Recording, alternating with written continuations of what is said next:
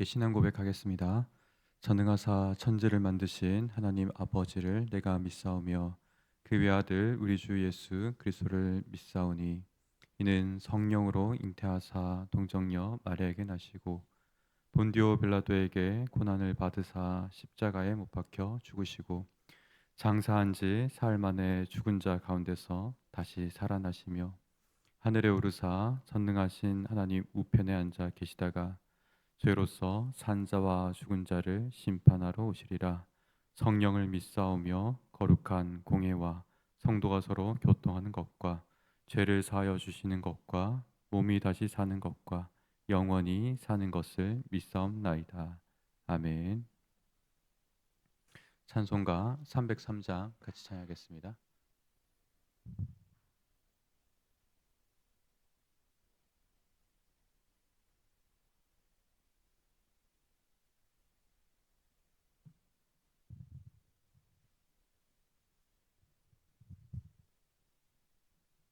303장 함께 찬양합니다. 날 위하여 십자가에 중한 고통 받으사 대신 죽은 주 예수의 사랑하신 은혜여 보배로운 피를 흘려 영영 죽을 죄에서 구속함을 받은 우리 어찌 찬양하날까. 예수 안에 있는 우리 한량없이 즐겁고 주 성령의 위로함이 마음속에 차도다. 천국 음악 소리 같은 은혜로운 그 말씀 끊임없이 듣는 우리 어찌 찬양하날까. 이 세상의 모진 풍파 쉬지 않고 불어도 주님 안에 보호받는 우리 마음 편하다. 늘 깨어서 기도하고 저 천국을 바라며 주님만을 기다리니 어찌 찬양하날까. 사랑이 많으신 주님, 한 주의 마지막을 또 기도로 또 이 아침을 깨우며 주 앞에 나올게 하시니 감사합니다. 하나님, 우리가 어떠한 연약한 상황 가운데 있다 할지라도 오직 말씀하시는 주를 의지하여 힘을 얻고 또 주님께 순종의 발걸음을 옮길 수 있게 하시니 감사합니다. 항상 주님을 기억하며 나를 도우시는 또 우리 교회와 공동체를 도우시는 주를 의지하는 성도 되게 하옵소서. 오직 하나님께서 함께 하심을 굳건하게 바라보며 믿음의 기도의 분량을 채우는 이 시간 되게 하옵소서. 감사드리며 우리 구주 예수 그리스도 이름으로 기도드립니다. 아멘. 함께 보실 말씀은 시편 3편의 말씀입니다. 구약성경 806페이지에 있습니다. 시편 3편 1절부터 마지막인 8절까지 함께 교독하여 읽겠습니다. 여호와여, 나의 대적이 어찌 그리 많은지요. 일어나 나를 치는 자가 많으니이다. 사람이 나를 대적하여 말하기를 그는 하나님께 구원을 받지 못한다 하나이다. 여호와여, 주는 나의 방패이시요 나의 영광이시요 나의 머리를 드시는 자이시니이다.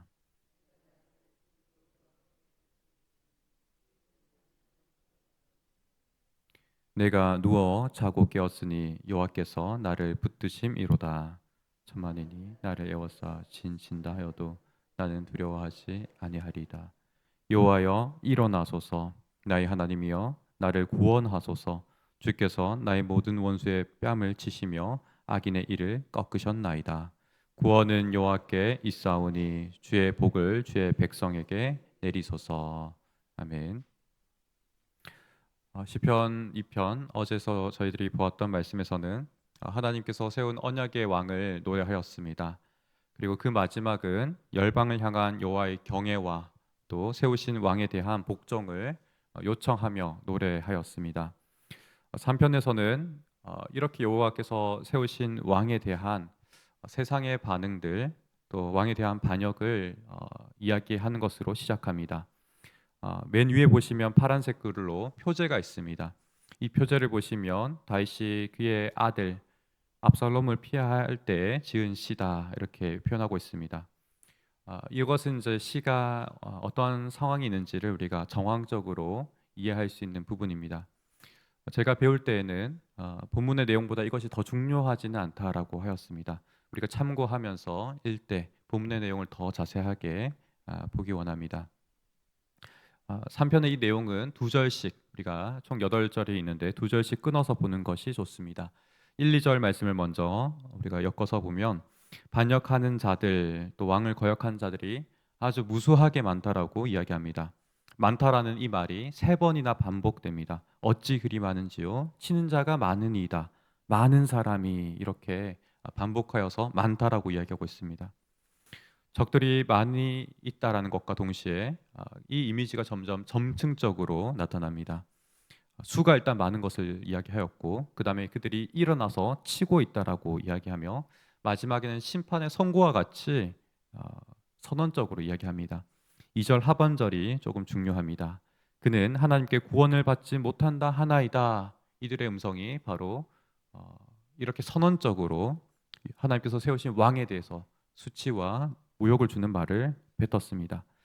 이는 하나님께서조차 이 왕을 버리셨다라고 이야기하는 완전한 파멸을 선고하는 것과 같습니다. 왕의 추방이 되는 상황에서 우리가 이해한다면 하나님의 이 심판이 왕에게 내려졌고 이제는 다시는 돌아올 수 없다라고 선고하는 것과 동일합니다. 재기가 불가능하다라고 외치는 것과 동일합니다. 그러나 이것은 실제로 하나님께서 보시는 바가 아니고 대적의 목소리가 이와 같습니다. 그래서 3절과 4절의 내용이 또 한편 우리가 눈여겨볼 부분입니다. 이러한 무리들의 반응, 세상에 대한 반응에 대해서 왕은 여호와의 구원을 3, 4절에서 요청합니다. 특히 3절에서는 왕 자신과 하나님의 관계를 선포하면서 이야기합니다. 2절에서 자신을 우겨사고 무수한 자들이 그를 치며 선포하는 이 절대적인 수호 앞에서 3절과 같이 믿음의 선포를 외칩니다. 굉장히 저항적인 목소리로 외칩니다. 믿음의 선포가 아니고서는 도저히 불가능한 외침입니다. 어떻게 외치고 있습니까? 여호와여 주는 나의 방패시요 나의 영광이시요 나의 머리를 드시는 자인이시다. 이렇게 외치고 있습니다. 우리가 각자가 처한 상황은 다양할 것입니다. 우리 또한 동일하게 우리에게 힘든 일이 닥쳐올 때 이와 같은 우겨쌈과 우리가 매맞는 것과 그리고 우리가 마치 버림받은 것과 같은 그러한 음성들이 우리를 우겨쌀 것입니다. 그런 상황 가운데 우리 또한 이렇게 하나님과 나의 관계를 선포하며 믿음으로 나아갈 수 있기를 간절히 소망합니다. 이렇게 기도하는 것이 시편의 중심 메시지와 같습니다. 4절과 같이 나의 목소리로 여호와께 부르짖으니 우리가 이렇게 부르짖을 때 하나님께서 어떻게 하십니까? 그의 성산에서 응답하시는도다라고 우리의 부르짖음의 응답과 이렇게 하나님께서 연결짓고 계십니다. 시온의 성산은 우리가 표제를 감안한다면 예루살렘입니다. 쫓겨가는 이 상황 가운데서 다윗은 어떠합니까? 사실은 이 성산에서 예루살렘에서 자꾸만 멀어지고 있습니다. 그런데 응답이 어디서 오냐면 바로 이 예루살렘에서 오고 있습니다. 그것은 사실 물리적으로 또 육체적으로는 거리가 멀어지고 있지만 하나님의 심정적으로는 그 거리가 매우 가깝다라는 것을 이야기합니다. 오히려 압살롬과 같은 그의 대적자들은 이 예루살렘을 차지하고 장악하였지만 그들은 멀리 있으며 오히려 쫓겨가고 있는 다윗이 하나님과 가까이 있음을 우리로 깨닫게 합니다. 이어서 5절과 6절은 어떠합니까? 5절에서는 아주 특이하게도 지독한 이 고난의 상황에서 왕이 누워서 또 자고 깨었다라고 이야기합니다. 눕고 깨었다. 이것은 절대적인 평안을 이야기합니다. 도저히 잘 수 없는 그 상황 가운데서 잘 수 있다라는 것. 절대자인 하나님께서 이 왕을 굳건하게 붙잡고 있음을 깨달았기 때문에 가능한 일입니다. 그래서 지금의 숫자보다 저 절대적인 압도적인 숫자를 그 이어서 이야기합니다. 어떻게 이야기합니까? 우리 6절의 말씀 한번 같이 읽겠습니다. 시작. 천만인이 나를 애워싸 진친다 하여도 나는 두려워하지 아니하리이다. 앞서는 그냥 수가 많다라고 이야기했다면 이제는 절대적인 숫자와 같습니다. 천만인이 아, 온 세상을 나를 빼고서 모든 사람이 나를 둘러싼다 할지라도 나는 두려워하지 아니하리로다라고 외칩니다. 이토록 담대한 외침, 그것은 하나님이 나를 굳건하게 붙잡고 있음을 확신할 때만 이렇게 외칠 수 있습니다. 이어서 7절과 8절의 말씀을 우리가 본다면 이제 구원의 복을 구합니다. 하나님께서 나를 붙들으셨다면 이제 실제적으로 이 상황에서 나를 건지시기를 구하는 것입니다. 담대하게 여호와 하나님의 일하심을 요청합니다. 어떻게 요청합니까? 여호와여 일어나소서, 나의 하나님이여 나를 구원하소서. 사실 피조물로서 또 그의 백성으로서 왕을 향해서 어떻게 이렇게 우리가 외칠 수 있겠습니까? 사실 이거보다 더 담대한 기도는 없다라고 생각합니다. 하나님의 직접적인 개입과 대신 싸우심과 구원하심을 요청하는 기도입니다. 내가 싸우는 것이 아니라 하나님께서 직접 내 상황 가운데 들어오셔서 하나님이 직접 대신 싸워주시기를 요청하는 기도가 이와 같은 기도입니다. 특히나 그 뒤에 이어지는 믿음의 선포 또한 우리가 주목할 만한 부분입니다. 모든 원수의 뺨을 치시고 악인의 일을 꺾으신다라고 외칩니다. 이것은 2절 후반절에서 왕을 향한 조롱에 대한 심판을 요구하는 것입니다. 그들의 턱을 쳐서 그들의 입을 쳐서 그들의 입을 다물게 해달라고, 그들을 잠잠하게 해달라고 요청하는 부분입니다. 저는 이 본문의 내용을 신약과 연결했을 때 마태복음 8장에 있는, 특히 후반에 있는 광풍 속에 계신 그 주님이 많이 떠올랐습니다. 이미지가 상당히 겹쳐 있는 것 같습니다. 주님께서는 강풍 속에서도 잠잠하게 주무셨습니다. 그리고 또 한편으로는 제자들이 그 주님을 흔들어 깨웁니다. 주님, 우리를 구원하여 달라고, 우리가 죽게 생겼습니다라고 외칠 때 주께서 일어나셔서 광풍을 잠잠하게 하셨습니다. 저는 이 주님 안에 계시는 인성과 신성이 함께 녹아져 있는 두 모습 속에서 이 3편의 내용이 겹쳐 보였습니다. 왕 또한 어떻게 했습니까? 천만인과 같은 수많은 사람들이 그를 둘러쌌을 때 그는 잠잠하게 자고 깨었습니다. 하나님께서 우리에게 요구하신 바 또한 동일한 줄 믿습니다. 우리에게 어떠한 상황이 있든지, 우리가 어떠한 어려운 상황 속에 있다 하더라도 이 왕과 같이 잠잠하게 자고 깰 수 있는 우리가 되기를 소망합니다.